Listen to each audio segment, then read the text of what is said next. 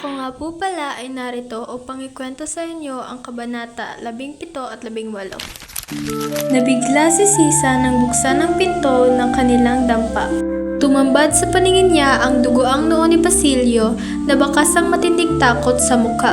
Nakapasok si Basilio sa dampa at pinangatalan ng buong katawan ng inang si Sisa nang makitang may sugat sa noo ang anak. "Anak ko, anong nangyari sa iyo?" "Huwag na po kayong mag-alala, Nay. Nasaan si Crispin, anak?" "Naiwan po sa kumbento." "Bakit? Anong nangyari sa kapatid mo? Bakit siya napaiwan?" "Kinuha siya ng sakristan mayor dahil pinagbintangang nagnakaw. Ayaw pa nga akong pauwiin, ngunit sa takot kong ako'y abutan ng alas 10 at mahuli ng Guardia Civil ay tumakas na ako sa kumbento. Nahuli pa rin ako at pinaputukan kaya't nadaplisan ako sa noo." "Mahabaging Diyos, iligtas niyo po ang anak ko," usal ni Sisa. "Walang dapat makaalam na ako hinabol ng mga Guardia Civil, Nay." Agad ginamot ni Sisa ang sugat ng anak. Pinagbintangan nila si Crispin dahil maralita lang tayo. Lahat ay maaari nilang ibintak sa atin. "Huwag kayong labis na mag-alala, Nanay. Hindi nila sinaktan si Crispin." Pagtatakip ni Basilio upang hindi mabahala ang ina. "Kumain ka na muna, anak, pero ito lang ang ititira ko sa iyong ama." Umuwi sa bahay si tatay pero umalis din agad. Halatang gustong pagtakpan ni Sisa ang asawa. "Huwag kang magalit sa iyong ama. Higit na mabuti kung tayong tatlo lang ni na Crispin ang magkakasama. Higit na tahimik ang buhay natin. Huwag kang magsalita ng ganyan, anak." Hindi ginalaw ni Basilio ang pagkaing iyon dahil nawalan siya ng gana. Magkatabi silang natulog ni Sisa noong gabing iyon ay panay pa rin ang usual na dasal.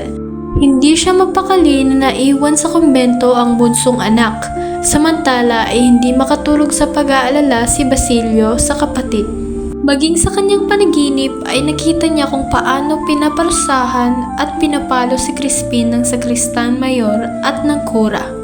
Kitang-kita niya sa panaginip kung paano sinasaktan at tinatadyakan ng murang katawan ng kapatid hanggang sa napalugmok ito. Umuungol na ginising ni Sisa si Basilio habang tigib ng luha ang mga mata. Hindi ipinagtapat ni Basilio sa ina ang panaginip, sa halip ay nag-imbento siya. "Nasa isang bukid tayo at tayo'y nag-aani ng mga palay." Naniwala si Sisa sa magandang panaginip ng anak. "Ayoko na pong magsakristan, Nanay. Gusto ko pong pakiusapan si Don Crisostomo Ibarra para maging tagapagpastol nila ng kalabaw o baka." "Bakit, anak?" "Basta, Nanay, sunduin niyo na po si Crispin bukas sa Cora at kunin niyo po ang sahod ko. Pakisabing hindi na kami magiging sakristan. Magpapastol na lamang ako at magsasaka. Magiging malaya tayo at madadalas tayong magkakasalo sa pagkainan. Mainam ang ganoong buhay, hindi ba, Nanay?" "Oo, anak." Bagamat natutuwa ay lihim na nagdaramdam si Sisa dahil sa pangarap ng anak na hindi man lang kabahagi, munti man ang ama nitong si Pedro. Tatlo ang misang karaniwang inaalay sa mga kaluluwa tuwing undas. Malapit na ang ikapito ng umaga nang matapos ni Padre Salve ang kanyang huling misa. Halata ang kanyang pananamlay at tila siya may sakit. Nagbubulungan ang mga manang at manong sa simbahan sapagkat hindi sila pinansin ni Padre Salve na dire-diretsong naglalakad paakyat ng kumbento gayong naghihintay ang mga ito para humalik ng kamay. Isa pa nilang sadya ay ang magsabi kay Padre Salve na magsermon ito sa araw ng kapistahan.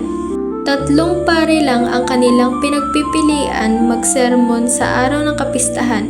Ito ay sina Padre Salve, Padre Damaso at Padre Martin. Ang coadjutor ang katulong na pari ng Cora Paroko.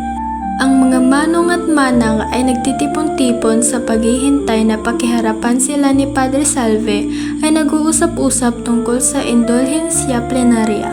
Sa pamamagitan ng indulhensya plenaria ay naghahango sa purgatorio ang mga kaluluwang nagdurusa.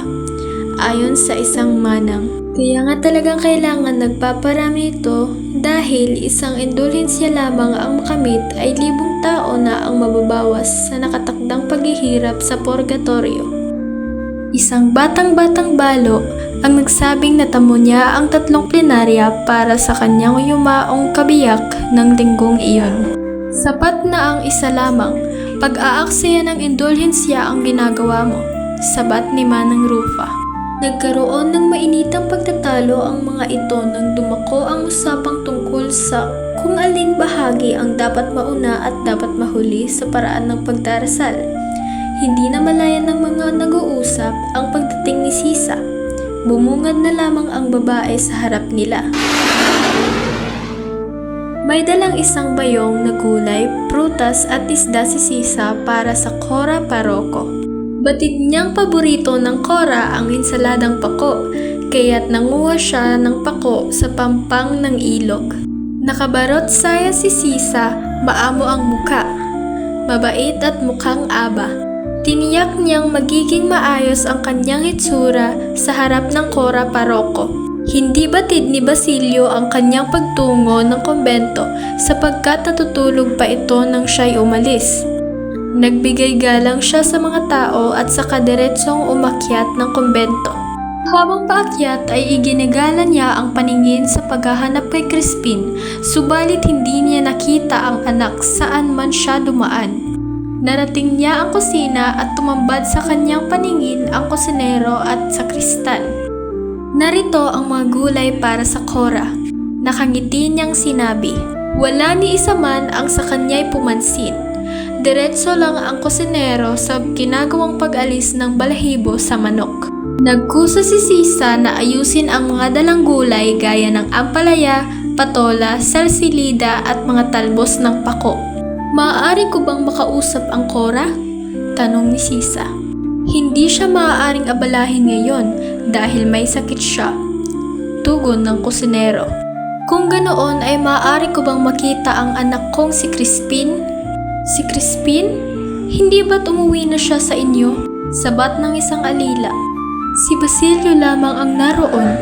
Pagtutuwid ni Sisa. Naiwan dito si Crispin kaya't ibig ko siyang makausap at ipagpaalam sa Cora na susunduin ko na siya. Naiwan nga dito si Crispin pero matapos makapagnakaw ay tumakas din. Naisuplong na siya sa mga gwardyang sibil kaya't anumang oras ay maaari ng dakpin ng inyong anak. Hindi makapaniwala si Sisa sa narinig. Para siyang nabingi sa mga huling salitang binitawan ng kusinero. Mas masahol pa ata ang inyong mga anak sa kanilang ama pagdating sa paggawa ng kasamaan. Maraming salamat po sa mga nakinig.